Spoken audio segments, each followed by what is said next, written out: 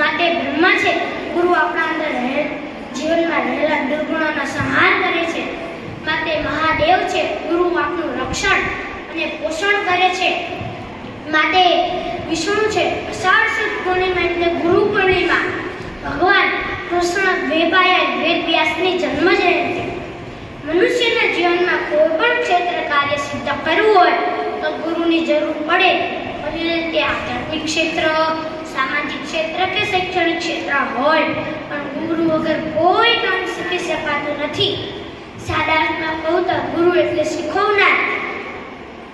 જેમ પારસમણી લોટારે સોનું બનાવે છે તેમ સાચા ગુરુ પોતાના શિષ્યને સાચું જ્ઞાન આપી ઈશ્વર સુધી પહોંચાડે છે. ભગવાન અને ભગવાન અવતારોએ પણ ગુરુની ગરિમા વધારવા માટે સ્વામિનારાયણ ભગવાને રામાનંદ સ્વામીને ગુરુ ધાર્યા. ભગવાન શ્રી રામે વિશ્વામિત્રને ગુરુ તરીકે સ્વીકાર્યા હતા અને ભગવાન શ્રી કૃષ્ણને સાંદીપનીને ગુરુ તરીકે સ્વીકાર્યા હતા. જેમ પૂનમનો ચંદ્ર અંધકારને દૂર કરી અંજવાળું ફેલાવે છે તેમ ગુરુ પણ આપણી અંદર રહેલા દુર્ગુણોનો સંહાર કરી જ્ઞાનરૂપી પ્રકાશ પાથરે છે.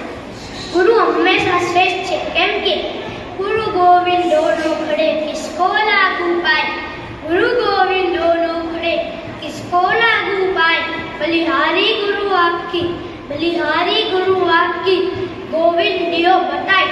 એટલે જ તો ચાણક્ય કહ્યું છે शिक्षक कभी साधारण नहीं होता, सर्जन और विसर्जन उसकी गोद में ही बनते हैं. आवा गुरु पूर्णिमाना पावन अवसरे આપણે કાસરતાડી આવા ગુરુને સંપૂર્ણપણે સોંપાઈએ. એક ઘડી આધી ઘડી, એક ઘડી આધી ઘડી આધી મેં પુનિયાદ. તુલસી સંગત સંતકી, તુલસી સંગત સંતકી. કતે કોટી અપરાધ, કતે કોટી અપરાધ. અસ્તુ.